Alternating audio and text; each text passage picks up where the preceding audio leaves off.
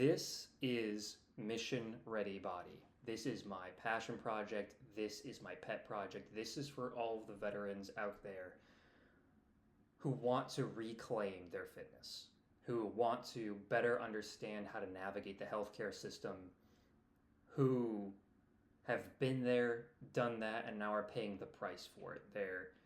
Your ankles don't work the way that they used to. Your knees creak a little bit when you go to stand up. Your shoulder still aches from that one time in 2008 where you were lifting an ammo can.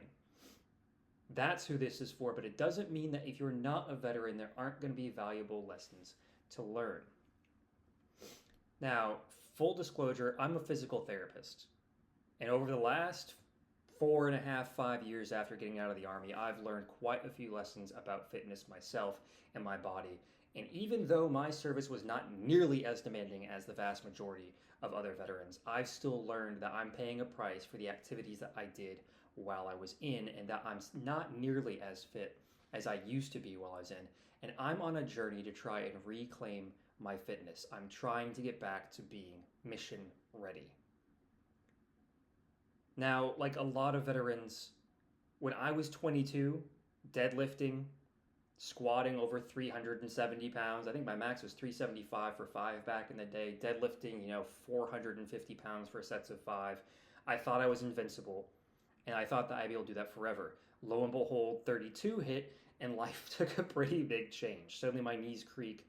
Running is hard. Feeling my joints creak and my lungs burn because I stopped training cardio. And I lost that fitness that I had when I was younger, and I was more focused on the mission.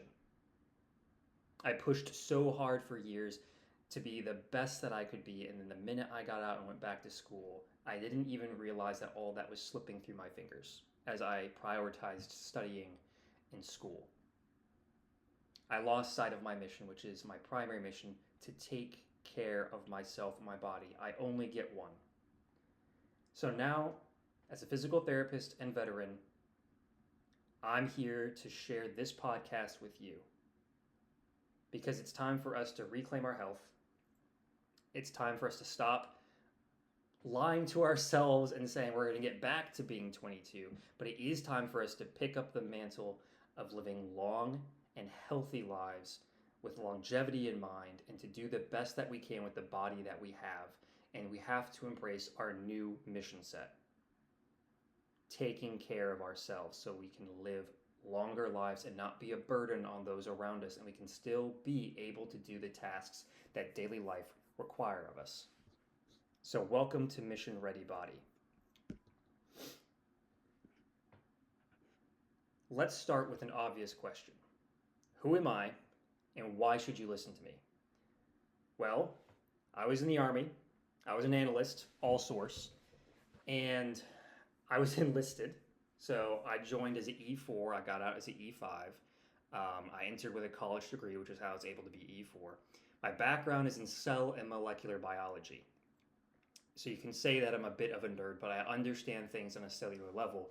And that makes it really easy to break down a lot of studies for you guys, which I'll be sharing in the future on this podcast. But as a sergeant, as you can imagine, my heart was taking care of my troops. And as I got out, that was a hard transition because when you don't have any troops, who do you take care of? Do you try and take care of the people around you? Do you try and take care of your community? But like anybody should know, if you're not a mission-capable sergeant, then you are not going to be able to take care of your troops in the field because you're not going to be there in the first place. Now, also during my time in at my unit, which was in South Carolina, I was lucky. I was Army stationed at Shaw Air Force Base. I loved PT, and my sergeant major knew this, so I was put in charge of PT for the S2 section. And I got to see a lot of nonsensical things while I was in charge of PT. I created plans. I went and did research. I was like, I'm going to have us all ready for our PT tests. And then I would have some stupid order come down where the sergeant major said, all y'all are too heavy. You got to run 5 days a week for the next 4 weeks to get that weight off and get your run times down.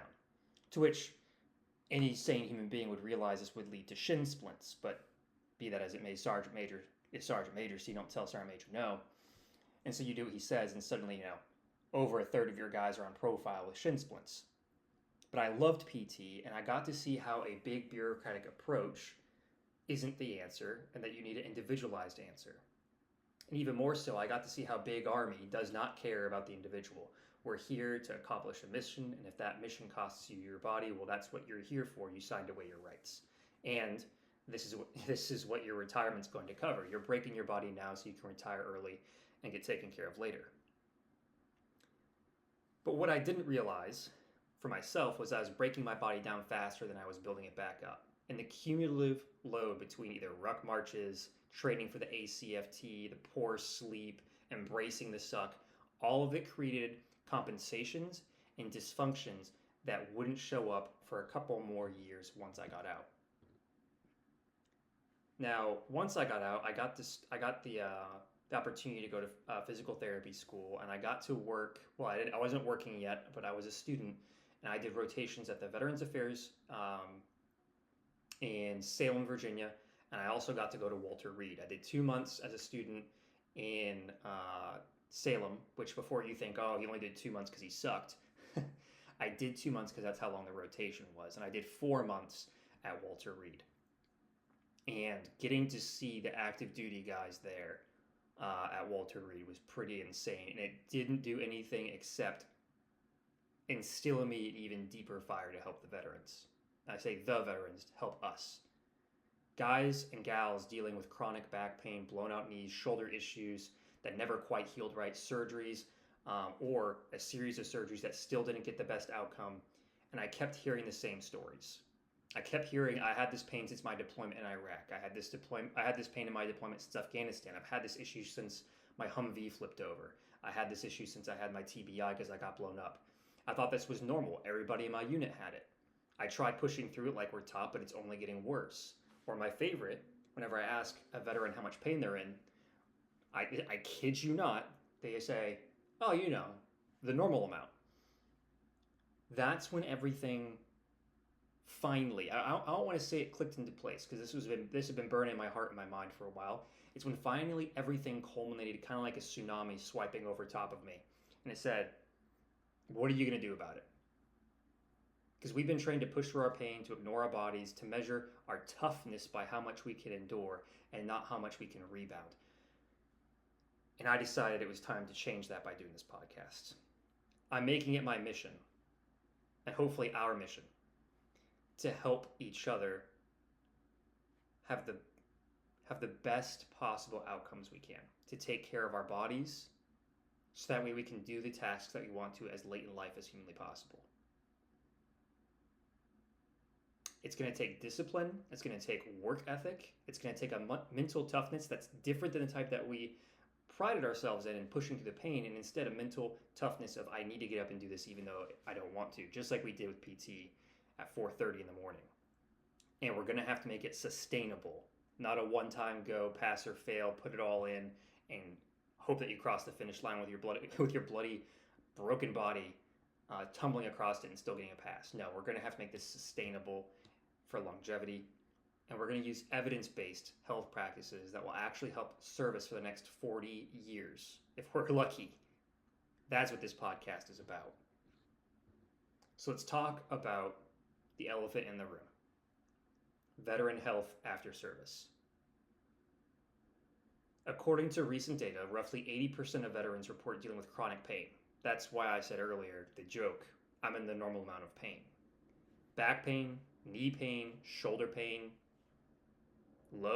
tailbone pain, cervical pain. These aren't just annoyances. Chronic pain is linked to mental issues, depression, reduced quality of life, opioid dependency, and a decreased lifespan. The problem for me when I hear all this, though, is I get frustrated because so much of this is preventable and manageable if we take the right approach. It's not a wonder pill. It's not take this medicine. It's not, oh, we finally found, methylene blue and it's going to solve all our problems. No, it's going to take hard work, and that's good because all of us are good at one thing if we're a veteran. That's hard work. And don't get that cadence stuck in your head. On one side, we have the military fitness culture. That PT tests, ruck marches, max effort workouts, no pain, no gain, perform, supersede the standard, and be as tough as you can in front of your soldiers. And while that did get us through our service, the focus now needs to be on our personal discipline, personal consistency, and not pushing through our limits in a way that we were when we were 20s. But we have to be willing to accept some limitations in order to maintain our current operational readiness.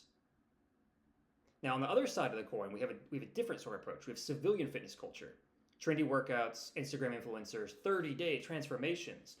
If you take my supplements, you'll look like me. Blah, blah, blah. A lot of noise and almost no substance. And very little of it addresses the unique challenges that we face. Old injuries, service-connected disabilities, and let's be super frank. The mental lens in which we approach things. The military leaves its mark on you. We are all institutionalized to some degree, and we bring that into the world.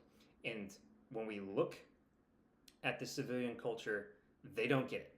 They are not going to understand why we're approaching it and the way that we are, and why we're willing to sacrifice as much as we are in order to get our outcome. So as veterans, we end up doing one of two things when it comes to these fitness cultures. One, we keep on training like we're still in, running every day until our knees give out, maxing out on deadlifts until our back explodes, and refusing to modify any exercise because modification feels like compromise and weakness and a slipping of the standard. Or two, we give up entirely. We gain weight, we stop moving, we resign ourselves to this is just how it is now, I did my time and I don't have to take care of myself no more. Both paths are going to lead to the same place. They're going to lead to chronic pain, reduced quality of life, and a body that quits on you way too early. Brother or sister, I don't know if you need to hear this, but you got a long ways to go and you should be enjoying life after getting out. You should have a body that helps you enjoy life. But there's a third option, and that's the one I'm here to present with you guys. And it's what we're going to explore together on this podcast. It's training smart. It's understanding that longevity isn't about being able to run a 13-minute 2-mile at 50 years old. It's about being able to play with your grandkids, to travel across the country with your partner and fly in that plane, take that train ride, drive that car without debilitating pain for the next 2 or 3 days. And it's about maintaining your independence and your dignity into your 70s and 80s. We've had talks when we were in about discipline and work ethic. I know you guys still have them because I still have them. They're instilled in us. That's part of why we're institutionalized. But now we're going to explore how to apply them. We're going to focus on strength training that builds resilient joints, not just bigger muscles. Mobility work that addresses tightness and compensations that we've developed. We're going to look at cardiovascular conditioning that improves heart health without destroying your knees. And we're going to look at recovery practices that actually allow your body to adapt and get stronger. And then, if we're lucky, we'll even get to toss in some pain management strategies that don't involve pills. But here's the problem. Here's the caveat, if you would. It doesn't require 3 hours a day in the gym. It requires smart and consistent effort, 30 to 45 minutes most days. Evidence-based exercises instead of this is what I did in the 1980s when we were invading Grenada. Progressive overload instead of excessive overload. Listening to your body instead of bulldozing through at every single warning sign and saying, I'm just going to push through like I used to. That's the mission of this podcast, to give you the knowledge and the tools to maintain your mission-ready body for the rest of your life. So what can you expect from this podcast? Every week, I'm going to do my best to give you actionable, evidence-based information about maintaining your physical health after service. Some episodes will be solo deep dives where I break down specific topics like injury management, training principles, recovery strategies. Others are going to be featuring guests if I can, either fellow veterans or doctors that are subject matter experts that can help us explain how to overcome major physical challenges and help us navigate veteran health. And if we're really lucky, I can grab some coaches and trainers that I've personally vetted that I think can help explain to us what unique needs they've seen in the veteran population and how they've helped address them in blind spots that I don't realize that I have. If we're really lucky, that's where we'll end up. So here are some topics we're going to do. I'm going to do my best to cover in season 1. the post-service body reckoning, why military PT doesn't translate into lifelong health, unpacking what your deployment body is, identifying and addressing the cumulative damage, the longevity mindset shift, training for a 50-year mission, not just a 6-month, 9-month, 12-month, 24-month rotation. Deep dives on common veteran injuries, the mental game of physical recovery, because let's be honest, we're all a bit institutionalized and we all need some mental health reprogramming, if you would, nutrition, sleep, and recovery, and building your civilian training program with sustainable weekly splits that work around your injuries and life. Every episode, I'm going to attempt to give you something that you can implement that day. I'm not here to sell you supplements. I'm not here to push a fitness program for 12 easy payments of $2.99. I'm here to educate, empower, and equip everyone with the knowledge that I have and the experience that I have to take control of your physical health, because that's what it's about. It's about you. I'll do my best to answer any listening questions, share any real patient success stories that I see. Of course, they'll stay anonymous because HIPAA. And I'll do my best to burst any myths that I see that are keeping veterans stuck in the same cycle of pain and dysfunction. But here is the other side of that. I need your input. I need your help. I need you to like, share, and comment. And I need you to share. Because this podcast is for you, but you also could probably think of someone right now who else it's this for. So if you have any questions, if you want any topics covered, if you have your own short story to share, please reach out. You can find me on YouTube, Rumble, Instagram. All that's going to be listed. You can even probably send me an email, which you'll see in the description. This is a conversation. This isn't a lecture. This is a community. I'm not one man that's going to stand head and shoulders over the rest of y'all and tell you that I'm the best or I'm better. I have my deficiencies too, but I am trying to help us, the larger community of veterans, have longer, happier, healthier lives with this mission-ready body for the next 50 years approach. So, my challenge to you, before we wrap up this pilot episode, is I want you to honestly assess where you're at right now. Not where you were when you were in service at your peak or at your lowest point. Not where you wish you were, but where you are today. The questions I want you to ask yourself are the following. Can I get up and down from the floor without using my hands? Can I walk up a flight of stairs without getting out of breath? Do I have any chronic pain that is affecting my daily life that if I knew was gone, I could be happier and healthier and more motivated to do what I wish I could do? Am I avoiding any activities that I used to love because my body just won't let me do them? Am I heavier than I want to be? And have I resigned myself to that the body that I have right now is just the way that it is? And lastly, do I feel strong, mobile, and confident in my body? Or do I feel like I'm just managing a decline? Be honest. You know, when I sat in the VA clinic and I did my assessments on, you know, this is kind of hard to talk about. I did assessments on my fellow veterans. A lot of them would break down sobbing. And you have to accept that that's okay. Because sometimes when I'm assessing people and I'm taking a look at their strength and they realize how weak they've gotten, it breaks them for a second. It doesn't break them as a human being or anything, but it does make them break down because they suddenly realize they're not nearly as capable, mission ready, dangerous even as they used to be. And suddenly now they have this young man, what they perceive as a young man, able to easily move their body against their will. And they realize they're vulnerable. There's no shame in that, right? There's absolutely no shame in being weak. There is only, what's that quote? There's no shame in being weak. It's only if you choose to remain so. You now are going to be equipped with the knowledge to know how to do something about it. And you can choose to stay in that position. Nobody's going to make you do otherwise. We are all going to be here. I mean, you could reach out to anybody right now. That you have the whole length of mental health people to try and help you, and I encourage everybody to check out those resources. But the only shame is staying there. It's only up from here. If that's you, it's only up from here. You have more control than you think. Your body is more adaptive than you think. And even if you've been dealing with pain for years, even if you're carrying old injuries, and even if you feel like you've tried everything, there are still strategies that can help. And I'm hoping to bring some of those to you.